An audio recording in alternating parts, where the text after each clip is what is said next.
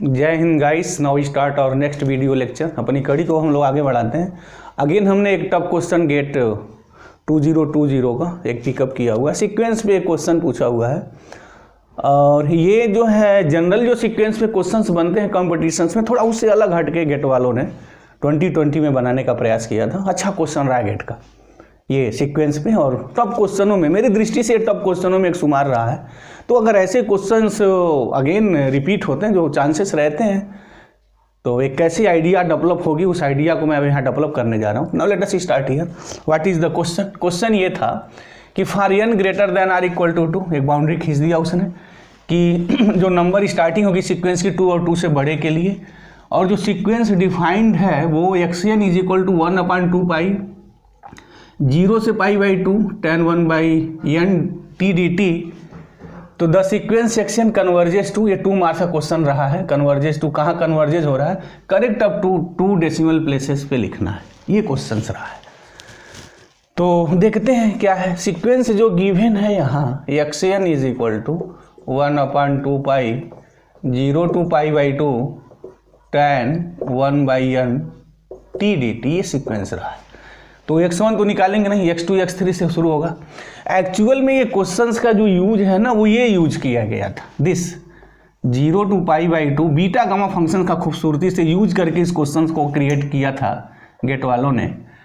0 to π/2 sine mx dx cos raise to the power nx dx का ये जो formula होता है, ये gamma m plus 1/2 into gamma n plus 1/2 upon 2 gamma m plus n plus 2/2, ये formula होता है।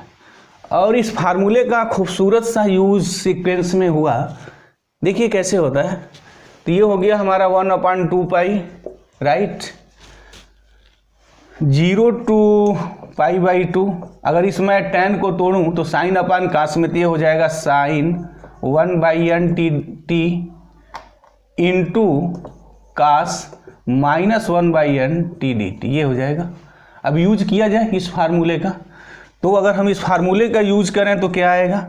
1/2 pi into gamma m plus 1/2, तो मीनिंग ये हो जाएगी हमारी gamma 1/n plus 1/2 into gamma n plus 1/2, तो -1/n plus 1/2 this upon 2 gamma m plus n plus 2/2। तो m के जगह हमारा है what is the m is equal to 1/n, तो 1/n प्लस n के जगह -1/n, तो -1/n प्लस 2/2। अब ये और ये कैंसिल हो गया, 2/2 1 हो गया। और गामा 1 की जो वैल्यू होती है, gamma 1 is equal to 1, gamma 1 की वैल्यू 1 होती है। तो ये क्या बचेगा हमारा यहाँ? अच्छा, 2 से 2 कैंसिल हो जाएगा, तो सिंपली बचेगा 1/2 पाई और 2, this is the 1/4 pi into gamma 1/n plus 1/2, तो लिख सकते हैं 1/2n प्लस हाफ, दिस ऐसे लिखा जा सकता है। इंटू इसको अगर मुझे लिखना है तो हाफ -1/2n प्लस 1/2, ये हो जाएगा। 2 बचेगा, दिस इज द 1/4 पाई, और 2 से 2 कैंसिल, गामा 1 हाफ हो जाएगा। ये हो जाएगा मेरा, दिस फाइनल ये हो गया। अब क्वेश्चन ये है ना, किसकी मुझे वैल्यू निकालनी है। तो अगेन एक गामा का बड़ा खूबसूरत रिजल्ट है, बड़ा इंपॉर्टेंट रिजल्ट है गामा का। अगेन उस रिजल्ट का यहाँ यूज किया गया है। तो वो रिजल्ट क्या है, थोड़ा उसको भी मैं यहाँ डिस्कस कर दूँ। रिजल्ट ये है, what is the result of this? Result ये है, दिस रिजल्ट, कि gamma n into gamma 1 - n is equal to pi upon sine pi n, ये रिजल्ट होता है। This is the result of the gamma. Gamma n into gamma 1 - n is equal to pi upon sine pi into n। तो यहाँ देखते हैं उसी रूप में हम लोग सेट करते हैं।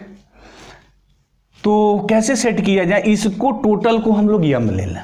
जैसे यहाँ गामा n चाहिए, तो यहाँ एक हम नंबर ले लें, तो लेट कर लें, let 1/2n plus half is equal to m, ये हो गया दिस वैल्यू। अच्छा, अब मुझे इसकी वैल्यू निकालनी है, तो इसकी वैल्यू देखते हैं क्या आता है। तो यहाँ से हमारी जो वैल्यू हो जाएगी, अगर हम इसको m लेट कर लें तो 1/2n is equal to m minus half.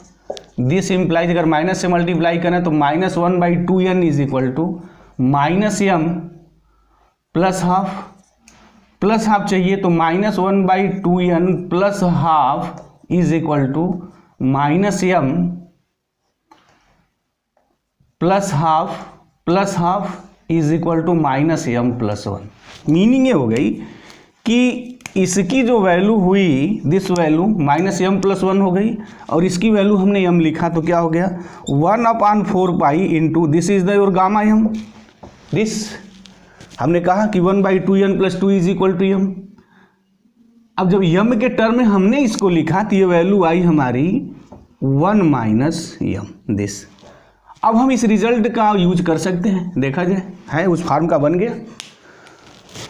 n की जगह हमारा m हो गया, gamma m into gamma 1 minus m is equal to pi upon sine pi into n होता है। तो इस चीज़ का मैं यहाँ यूज करूँ तो क्या लिखूँगा 1/4 पाई इंटू वाट, m की जगह हमारा जो है 1/2n प्लस 2। तो ये यूजिंग दिस फार्मूला तो पाई अपान साइन पाई m ये हो गया दिस वैल्यू ईयर। अब m की वैल्यू सब्स्टिट्यूट कर दिया जाए कि वो वैल्यू हमारी क्या है। तो अब नाउ इसको हम डिलीट कर दें कि मेरी ज़रूरत नहीं है।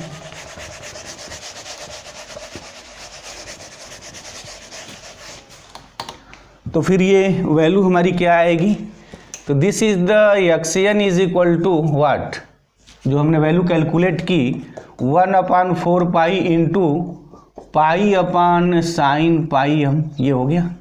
m की वैल्यू सब्स्टिट्यूट कर दी जाए 1/4 pi into pi upon sine pi. What is the value of the m here, m हमने जो कंसीडर किया है 1/2n प्लस हाफ दिस। तो this is the 1/4 pi into pi upon sign, इसको मैं ऐसे भी लिख सकता हूँ π/2 प्लस π/2n दिस। अच्छा, सबको पता है साइन π/2 प्लस थीटा की जो वैल्यू होती है वो कास्ट थीटा होती है। This is the cast theta here. तो हम उसको यूज करें, देखते हैं क्या मिलता है। नाउ यूजिंग दिस रिजल्ट, तो what xn is equal to 1/4 pi into pi upon what sine π/2 plus theta is what, sine π/2 plus theta is equal to cos theta. तो this is the cos of what π/2n this. ओहो, अब यहाँ इसलिए देखिए वो condition दिया हुआ है n greater than or equal to 2, मतलब n इज इक्वल टू 1 अगर लिखेंगे ना तो π/2 हो जाएगा, तो फिर ये इन्फिनिटी हो जाएगा, x1 ही इन्फिनिटी हो जाएगा। इसलिए उस लफड़े को समाप्त करने के लिए गेट ने वहाँ वालों ने n greater than or equal to 2 mention है। This is the reason that here. अच्छा, डायरेक्ट भी लिख सकते हैं, अगर n 1 लिखेंगे तो ये देयर इज द प्रॉब्लम, अब द गामा फंक्शंस की जो वैल्यू होगी वो डिफाइंड नहीं हो पाएगी।